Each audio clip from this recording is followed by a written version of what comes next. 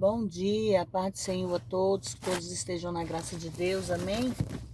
Hoje nós iremos entrar aqui no capítulo 22 de Mateus, que fala sobre a parábola da festa das bodas. Então Jesus, tomando a palavra, tomou e falar-lhes por parábolas, dizendo: O rei dos céus é semelhante a um certo rei, que celebrou as bodas de seu filho e enviou os seus servos para que chamassem os convidados para as bodas, mas estes não quiseram vir. Depois voltou a enviar outros servos, dizendo-lhe: Dize aos convidados: Eis que todos os meus jantar preparados, os meus bois, animais e cevados já estão mortos, e tudo já está pronto. Vinde às bodas. Mas eles, não fazendo caso, se foram por um caminho, outros por uma lavoura, e outros por seus negócios. E apoderando-se os servos, os seus ultrajaram, os mataram. Dizendo: que pensais vós? Perdão. E o rei, ouvindo isso, encolerizou-se, irou, viu, irmãos? E enviando seus exércitos para destruir aqueles homicidas, e queimou sua cidade. Então disse aos servos: As bodas, na verdade, estão preparadas, mas os que foram convidados não são dignos. E depois as saídas dos caminhos e convidai-os para as bodas.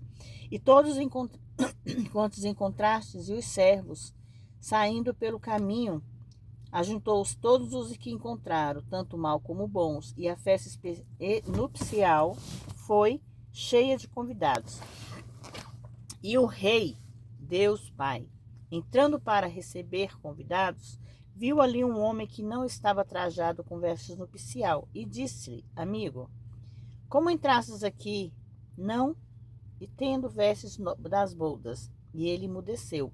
E então o rei disse aos servos: Amarrai-vos de pés e mãos, e levai-o, e lançai-os nas trevas exteriores. Ali haverá ranger de dentes, porque muitos são chamados, mas poucos são escolhidos. Tributos pago a César. Então, retirando-se os fariseus, consultaram entre si como surpreenderiam em alguma palavra, e enviaram-lhe os discípulos deles, e com Herodianos, dizendo: Mestre, bem sabemos que amas a verdade, e que ensinas com verdade o caminho de Deus. Sem te importares com o que dizem os outros, por que não olhas a aparência dos homens? Disse-nos, pois, que te parece? É lícito dar tributo a César ou não? Mas Jesus, que conhecia a malícia deles, disse-lhe: Por que me tentais, hipócritas? Mostrai-me a moeda do tributo. E eles lhe apresentaram um denário. Então disse-lhes: De quem esta figura é, e o que está em cima escrito? Disse-lhes: De César. Então ele lhes disse: Dai, pois, a César o que é de César, e a Deus o que é de Deus. E eles, ouvindo isto, maravilharam-se, o deixaram e se retiraram. A ressurreição.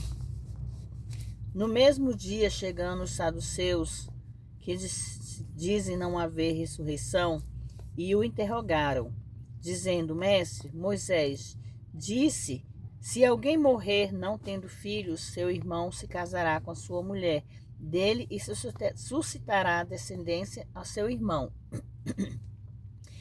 Ora, houve entre nós 7 irmãos. O primeiro, tendo casado, morreu, e não tendo descendente, deixou sua mulher a seu irmão. Da mesma maneira também o segundo e o terceiro até o 7º. Por fim, depois de todos, morreu também a mulher. Na ressurreição, pois, de qual dos 7 será esta mulher, visto que todos a possuíram? Então Jesus, respondendo, lhes disse: Errais, não conhecendo as Escrituras, nem o poder de Deus, porque na ressurreição nem os homens tomarão mulheres, nem mulheres marido, mas serão como anjos de Deus nos céus. E acerca da ressurreição dos mortos, não tendes lido que Deus vos declarou, dizendo: Eu sou o Deus de Abraão, o Deus de Isaque e Jacó. Ora, Deus não é Deus de mortos, mas sim de vivos. E ouvindo isso, as multidões ficaram maravilhadas da sua doutrina. O grande mandamento, e os fariseus, ouvindo que tinha fechado a boca dos saduceus, reuniram-se no mesmo lugar. E um deles, doutor da lei, para o tentar, interrogou, dizendo: Mestre, qual é o grande mandamento da lei? Que é a lei de Moisés. E disse-lhe Jesus: Amarás o Senhor teu Deus de todo o teu coração e de toda a tua alma e de todo o seu entendimento. Esta é a base, irmãos, de toda a lei, também aplica-se nos presentes de dias de hoje. Nos dias de hoje. E tentou interrogar-nos novamente. E este é o primeiro grande mandamento. E o segundo, semelhante a este, é: amarás o teu próximo como a ti mesmo. Destes dois mandamentos dependem toda a lei e os profetas. Filho de Davi. E estando reunidos os fariseus, disse-lhes, perguntou, dizendo: O que pensais vós de Cristo? De quem é filho? Disseram-lhe: Filho de Davi.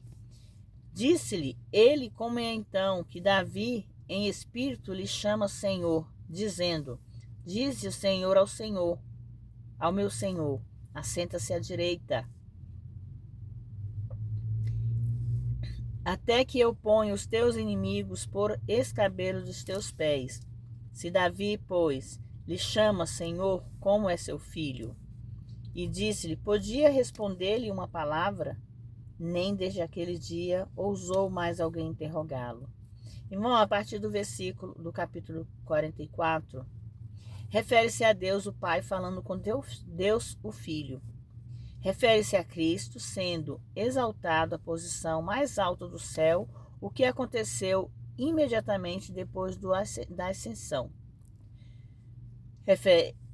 Até que eu ponha teus inimigos por escabelo de teus pés, refere-se a todos os inimigos que serão esmagados durante o milênio e no seu final.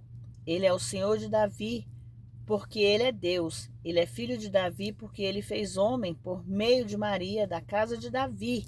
Essa única pergunta lhes apresenta a verdade da sua encarnação. Deus se fez homem.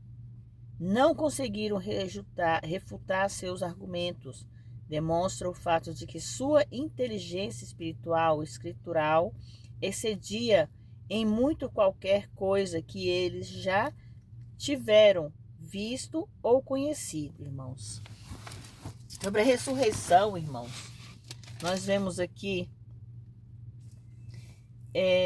que no mesmo dia, o terceiro partido de Israel que tentou apanhar numa armadilha. Não acreditaram numa vida futura da alma, nem da ressurreição do corpo. Nessa época, ninguém queria acreditar na ressurreição do corpo de Jesus. Jesus veio à Terra para viver como homem, mas para levar a palavra, para ensinar os seus ensinamentos, o que Deus deixou para que nós possamos aprender. Mas aqueles incrédulos, eles não acreditavam que o Filho do Homem se ressuscitaria, porque Deus, ele é Deus de Davi, Jesus é filho de Davi. E sobre o filho de Davi, muitos perguntavam.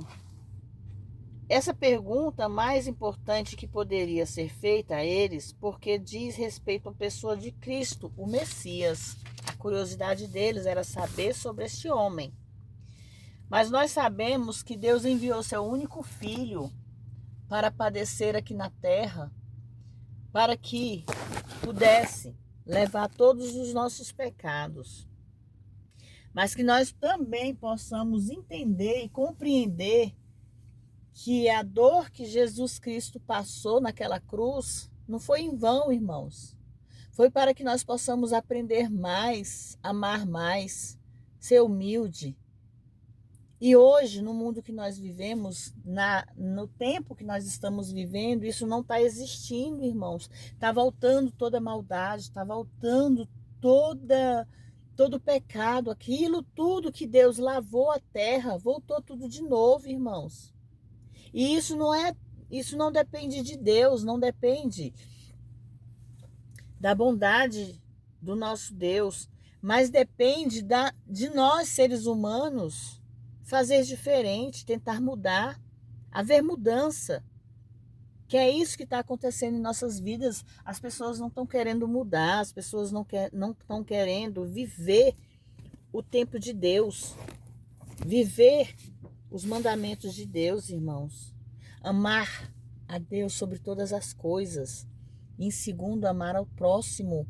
Irmãos, amar ao próximo, primeiramente amar a si mesmo, né? Primeiro nós amamos a Deus, depois nós nos amamos para amar o próximo, porque de que adianta nós não nos amar?